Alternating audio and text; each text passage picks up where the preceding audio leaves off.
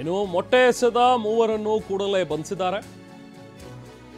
ವಿಚಾರಣೆ ನಡೆಸಿ ಯಾಕೆ ಯಾವ ಕಾರಣಕ್ಕೆ ಇವರು ಮೊಟ್ಟೆ ಎಸೆದಿದ್ದಾರೆ ಅನ್ನುವಂಥದ್ದು ತನಿಖೆ ನಂತರ ಗೊತ್ತಾಗುತ್ತೆ. ಮುನಿರತ್ನ ಮೇಲೆ ಮೊಟ್ಟೆ ಎಸೆದ ಬಗ್ಗೆ ಜಿ ಪರಮೇಶ್ವರ್ ಅವರು ಕೊಟ್ಟಿರುವಂತಹ ಪ್ರತಿಕ್ರಿಯೆ ಇದು. ಯಾಕೆ ಅನ್ನೋದು ನನಗೂ ಕೂಡ ಗೊತ್ತಿಲ್ಲ. ಮೊಟ್ಟೆ ಹೊಡೆದಿರೋದು ಮಾತ್ರ ಗೊತ್ತು ನನಗೂ. 3 ಜನರು ಮೊಟ್ಟೆ ಎಸೆದಿದ್ದಾರೆ ಅನ್ನುವಂಥ ಒಂದು ಮಾಹಿತಿ ಬಂದಿದೆ ಅನ್ನುವಂಥದ್ದನ್ನ ಪರಮೇಶ್ವರ್ ಹೇಳಿದ್ದಾರೆ. ಅಲ್ಲ, ಅವ್ರನ್ನ ಇಮಿಡಿಯೇಟ್ ಆಗಿ 3 ಜನ ಯಾರು ಮೊಟ್ಟೆ ಎಸೆದಿದ್ದಾರೆ ಅದು ಅವ್ರನ್ನ ಅರೆಸ್ಟ್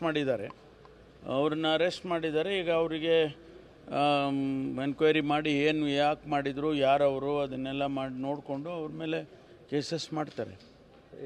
ಎಷ್ಟು ಏನಂತ ನಿಮಗೇನಾದ್ರು ಮಾಹಿತಿ ಗೊತ್ತಿಲ್ಲ. ಎಷ್ಟೇ ಮೊಟ್ಟೆ ಹೊಡೆದಿದ್ದಾರೆ ಅಂತೇಳಿ ನಿಮಗೇನು ಮಾಹಿತಿ ಇದೆಯೋ ನನಗೂ ಅಷ್ಟೇ ಇದೆ.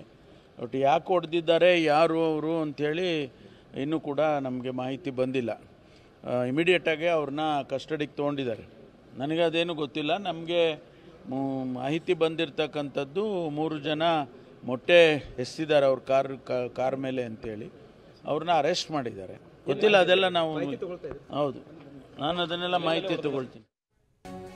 ಇದು ಪರಮೇಶ್ವರ್ ಅವರ ಮಾತುಗಳು. ಇನ್ನು ಇದೇ ವಿಚಾರಕ್ಕೆ ಸಂಬಂಧಪಟ್ಟಾಗೆ ಗೃಹ ಸಚಿವರು ಕೂಡ ಮಾತನಾಡಿದ್ದಾರೆ. ಮೊಟ್ಟೆ ಎಸೆದು 3 ಜನರನ್ನ ಕೂಡಲೇ ಬಂಧಿಸಿದ್ದಾರೆ. ಮೊಟ್ಟೆ ಎಸೆದಂತ 3 ಜನರನ್ನ ಈಗಾಗಲೇ ಬಂಧಿಸಲಾಗಿದೆ. ವಿಚಾರಣೆ ನಡೆಸಿ ಯಾಕೆ ಯಾವ ಕಾರಣಕ್ಕೆ ಅನ್ನೋ ತನಿಖೆಯನ್ನ ಮಾಡ್ತಾರೆ. ಮುನಿರತ್ನ ಮೇಲೆ ಮೊಟ್ಟೆ ಎಸೆತದ ಬಗ್ಗೆ ಜಿ ಪರಮೇಶ್ವರ್ ಈ ರೀತಿಯಾಗಿ ಪ್ರತಿಕ್ರಿಯೆಯನ್ನ ಕೊಟ್ಟಿದ್ದಾರೆ.